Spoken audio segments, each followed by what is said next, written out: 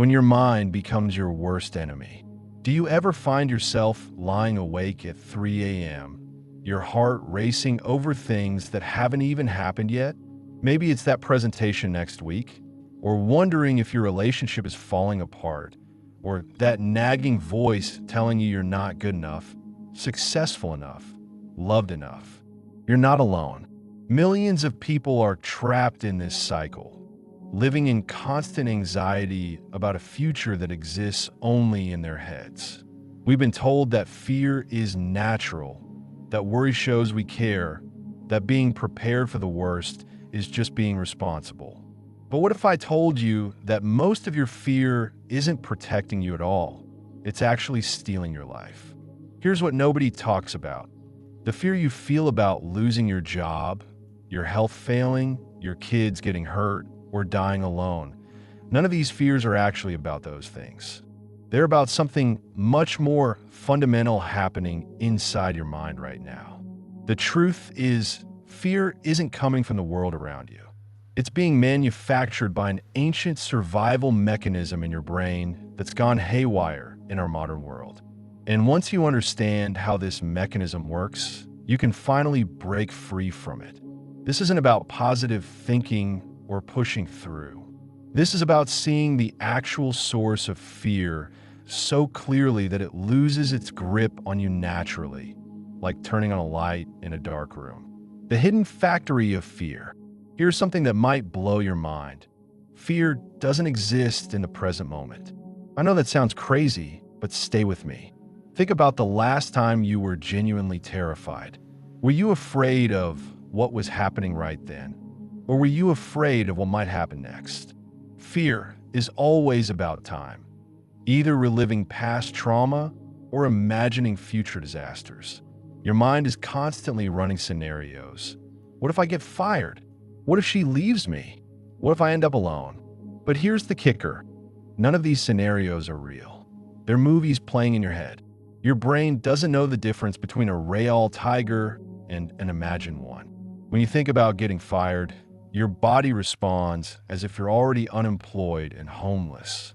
When you imagine your partner leaving, your nervous system reacts as if you're already abandoned. You're literally scaring yourself with your own thoughts. This is where it gets really interesting. Time, the thing you think is most real, is actually a construction of human thinking. Animals don't worry about Monday morning. Trees don't stress about next season. Only humans have figured out how to torture themselves with imaginary futures based on painful pasts. Your thoughts are always pulling you out of now, either dragging you back to relive old wounds or catapulting you forward to rehearse new disasters. And since thoughts are basically recycled memories, when your mind tries to predict the future, it's just projecting past pain forward. No wonder the future looks so scary. But here's what changes everything.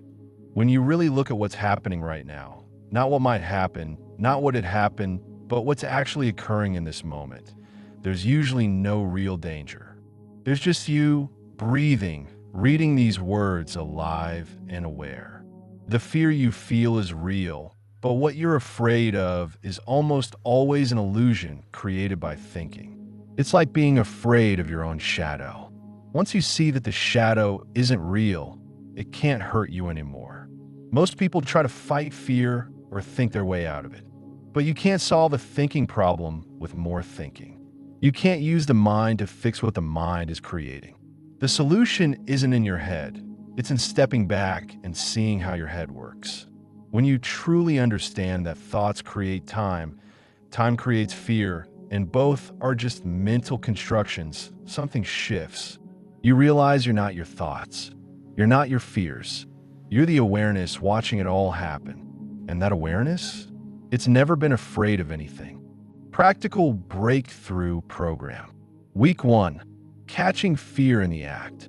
This week, you're going to become a detective of your own mind. Every time you feel that familiar knot in your stomach or tightness in your chest, stop and ask, what am I actually afraid of right now? Not in 5 minutes, not tomorrow, but in this exact moment. You'll probably find that in the present moment, you're safe. You're breathing.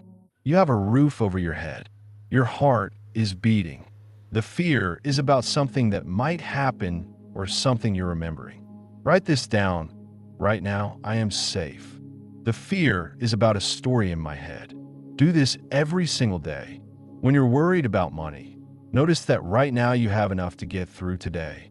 When you're anxious about your health, notice that right now your body is functioning well enough for you to be reading this.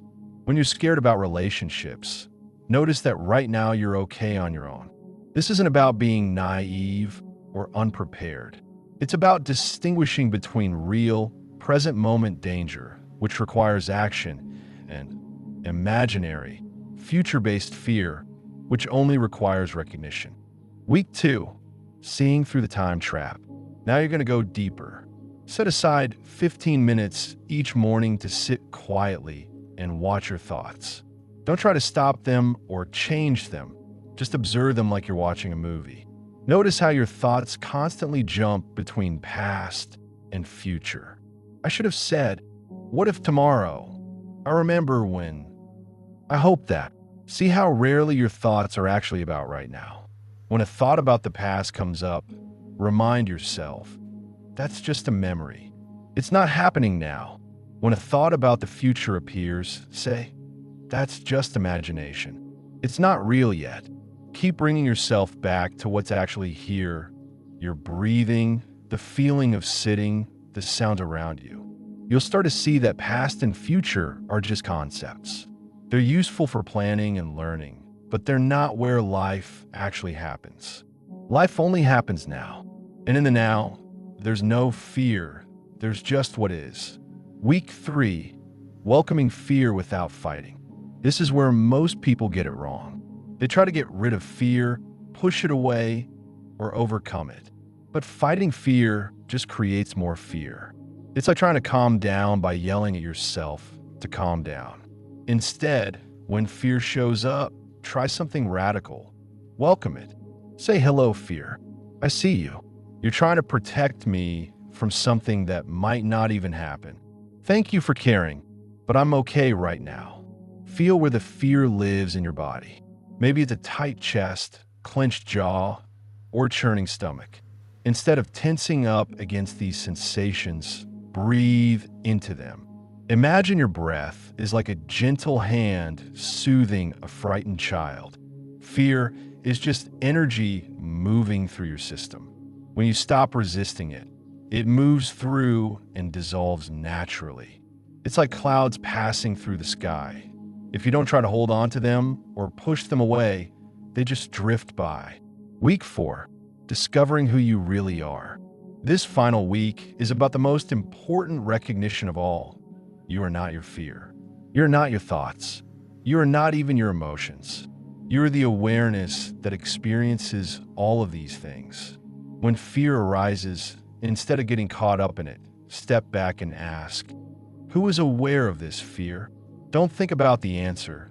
Just look for the one who is noticing the fear. That's you, the real you. This awareness, this witness, is never afraid. It watches fear come and go like weather patterns. It's completely peaceful, completely safe, completely unshakable. This is your true nature, and it's been there all along, underneath all the mental noise. Practice resting in this awareness throughout the day. When you're stressed, remember, I am the one watching the stress.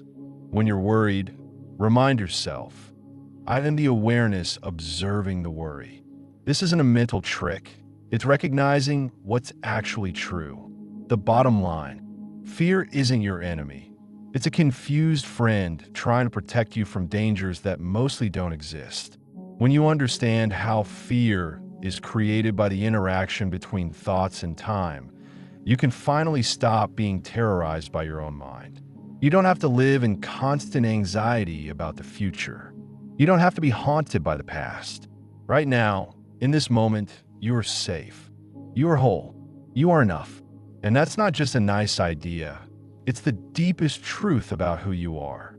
The peace you've been searching for isn't somewhere else. It's right here, right now, in the awareness that's reading these words. Welcome home.